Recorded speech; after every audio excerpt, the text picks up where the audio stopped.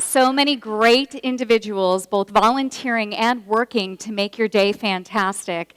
And for me, one of the really beautiful, wonderful things about my job is that I get to travel around the world and see conferences everywhere. And I can say, first and foremost, this is a world-class conference. So please know that you are somewhere absolutely great. And before we begin, I just wanted to make some observations. You know, when I speak in North America, oftentimes HR professionals go through the day, and then at the end of the day, they have a few drinks, okay? So I'll give you some inside secrets. And then they decide to dance, and they party, and they have a good time. When I go over to Western Europe, they also drink at the end of the events, which is totally a global thing, but then they complain. That's all they do. So they stand around and talk about, oh, this speaker wasn't all that great, and I could have done this, and I could have done that, and then they complain about their jobs. So I wondered, I went to bed early last night, what did you do last night? How many of you complained? No? How many of you went out and danced? No? None? One. We've got a dancer right there. That's perfect. Good. Well, one of the things that's also universal, whether it's complaining or whether it's commiserating, is the networking. That's so incredibly important. And the one common theme around networking is this notion of failure, okay? Every HR professional talks about failure, and it's often a retrospective way of discussing it, like, oh, I started this project and it failed, or I have this relationship and it's not going very well. And today, I would like to propose a different way of thinking about failure. You know, I'm not incredibly thrilled about talking about HR technology because that's something else. I am passionate about your professional development. I am passionate about you as individuals, you as human beings. And so we're going to use the framework of technology, but we're going to talk about failure in our lives, in our relationships, and who we are as human beings. So, first and foremost, we have the title, The Universal Forces of Failure in HR Technology, but I have a secret for you. The only trend in HR technology is that all of it fails. Do you feel me on this? So, if you have any perspective in human resources like I do, I've been doing this job for 21 years now, I have seen HR technology in its very nascent form. In my first job, I worked at a candy factory in human resources, and I was in charge of the fax machine. Is anybody in here in charge of a fax machine? Do you still use that? Yeah, of course, right? We're in HR, we use the fax machine. That technology is a failed piece of technology, and yet we still use it on a daily basis. So I've seen it all, from fax machines to a very nascent technology called Resumix. And then I went through something called a PeopleSoft upgrade back in, 2006. That almost killed me. So from SuccessFactors to Oracle to these new cloud-based technologies, most of it fails. And I have a secret for you. It fails for the same reason over and over again, and it's not you. Everybody wants to blame HR when HR technology fails, and it is not you. There are 10 universal forces of failure in HR technology. This is based on project management research, and so we can quickly go through these, but they must all be familiar to you, right? Team, time, commitment, conflict, expectations, budget. Everything fails based on budget, right? Scope, politics, competencies. I'm always struck by politics, because we, at the local level, never decide to go through an upgrade or to inconvenience our employees, and yet we're blamed for it, right? So we have to manage the politics up, and we have to manage the politics down. So I like this model because this tells you exactly how HR technology will always fail. So if you're proactive and you would like to get ahead of the curve as you go out on the expo floor, the way you can ask these vendors about their technology is to say, tell me how you manage failure around scope. They're going to love you for this, right? Or tell me how you can help me better manage conflict in my organization. When I implement your software, what kind of competencies do I need to have? You can start asking better questions of your vendors just by using this very simple model. But who cares about that, right? I don't care about that. I want you to be better human beings. This model of universal forces of failure can also apply in your life to everything you do. So think about it. Is anybody in here planning a wedding? No? Anybody in the back? How about planning a family holiday? Yeah, everybody plans a holiday, right? Okay, so I have a story for you. My husband and I were about to go to Florida, and what I heard from him is, oh my gosh, we're going to have this amazing holiday. And what he actually said to me is, I'm going to plan this holiday, but I'm very busy at work, so FYI, we may have to move it. Well, I wasn't really quite hearing that because we were failing on communications, and honestly, his commitment at work was such that he knew things were busy, and we probably shouldn't have planned that vacation anyway. So when he came back and told me about the politics at work, I was disappointed because my expectations were wrong because I wasn't paying attention back to communication. So this model of failure applies in our lives, whether it's negotiating a family trip, a wedding, trying to figure out whether or not you want to add a family pet. Whatever it is, if you're going to fail, it's going to be because of one of these 10 reasons. Actually, there's one that's missing, and that's act of God. You know, I can't control that, so I don't put that up there. So this model, again, is for technology, but please feel free to start thinking about this in terms of your personal relationships. And why I like that model is because when you start to think about failure, you can also plug that into the way you do work in HR. And I really believe that there are only 4 components of human resources, no matter who you are or what you do within the entire HR enterprise. We do time management, task management, project management, and risk management. That's it. That's all we do. So another way to approach these technology vendors out on the floor is to ask them, are you a time management solution? Do you help me with tasks? Do you help me with projects? Or finally, can you help me to mitigate risk? They're going to hate you for these questions, okay? They're going to say, what are you talking about? We're not a risk management program, but I'll show you how they are. So let's talk about time management, because these are technologies that nobody has time for, that we try to automate. And before the year 2004, were done manually across North America and Western Europe and even in India. But you know what? In a lot of countries, these things are still done manually as well. So for me, time management looks like this: benefits, payroll, time and attendance, kiosks, even MOOCs, even training libraries. This is all about making HR faster, more agile, and less administrative and more strategic. So if somebody is trying to sell you one of these technologies, you now know this is in the time management quadrant. So how does it fail? Oh my God, it fails all the time, right? For me, there are 8 reasons why technology generally fails, but for this, it's poor training and it actually doesn't work. Does that resonate with you? How many of you have ever messed up a payroll and haven't been able to deliver paychecks? No?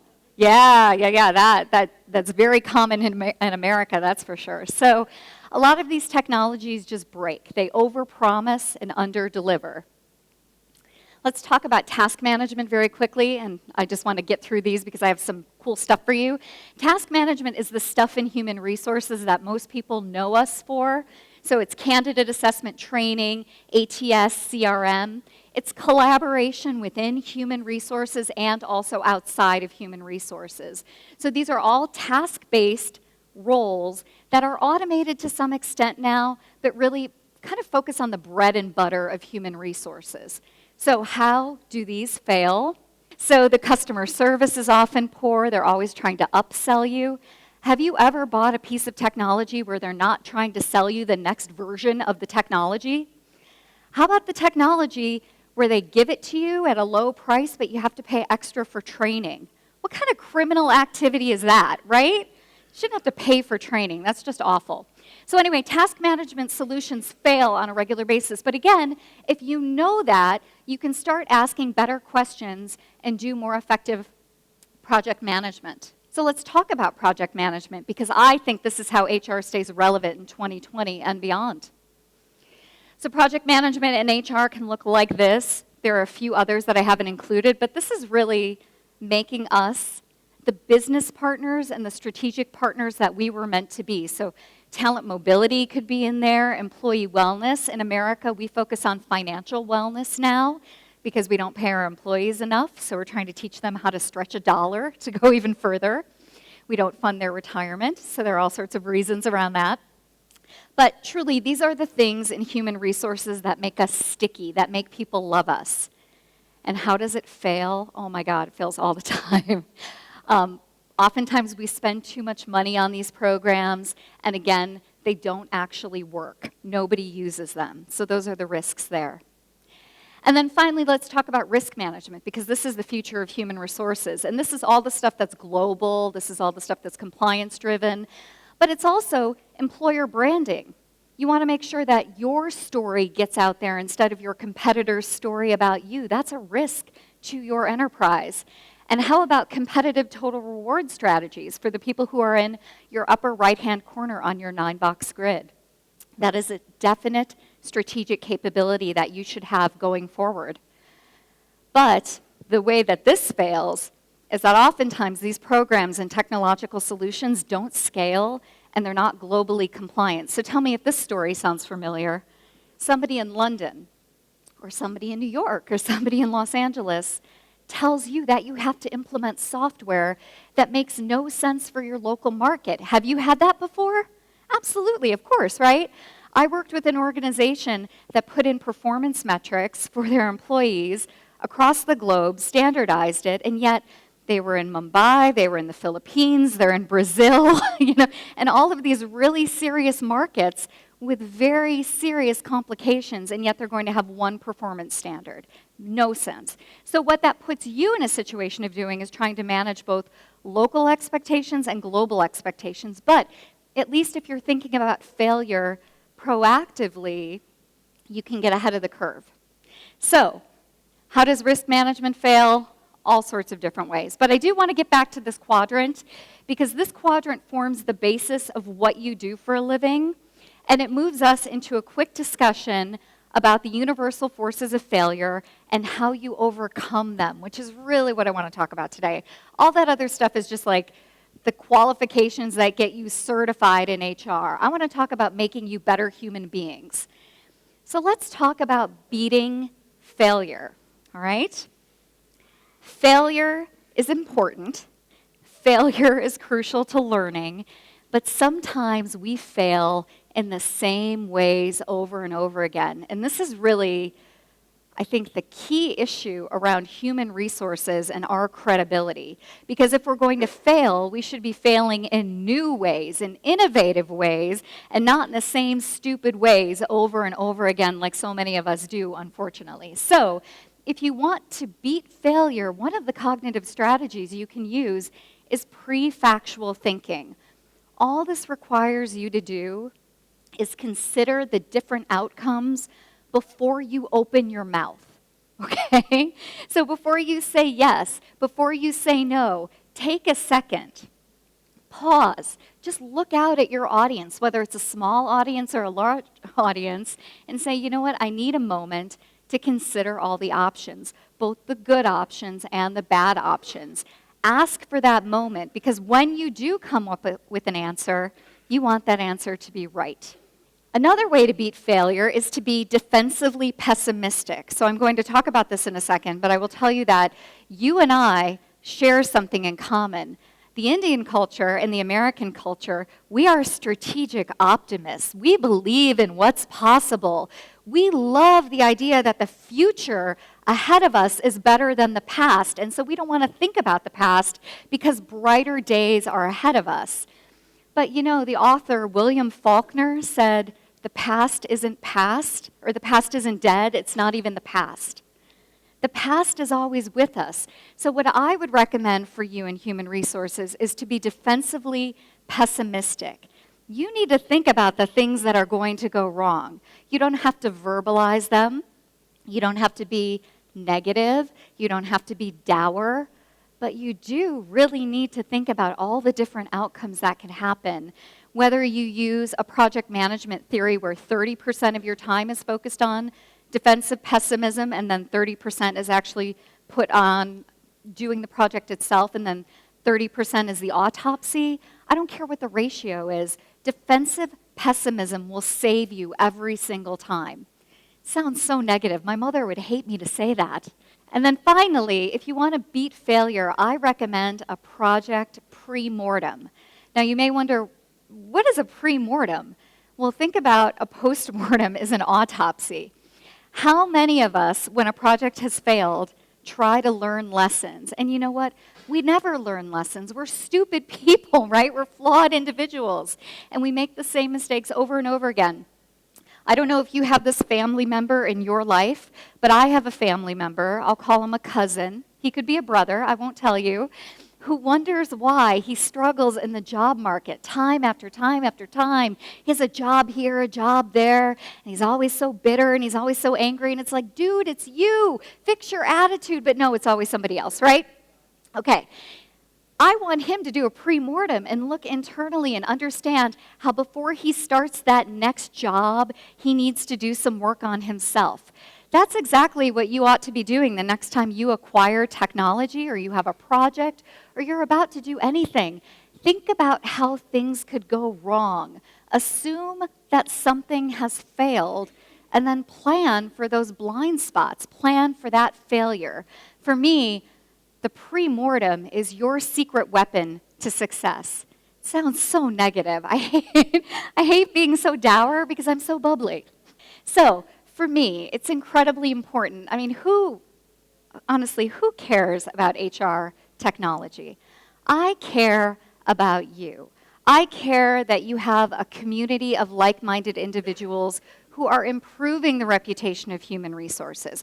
I care that you love your job. I care that you find passion and purpose and meaning in what you do.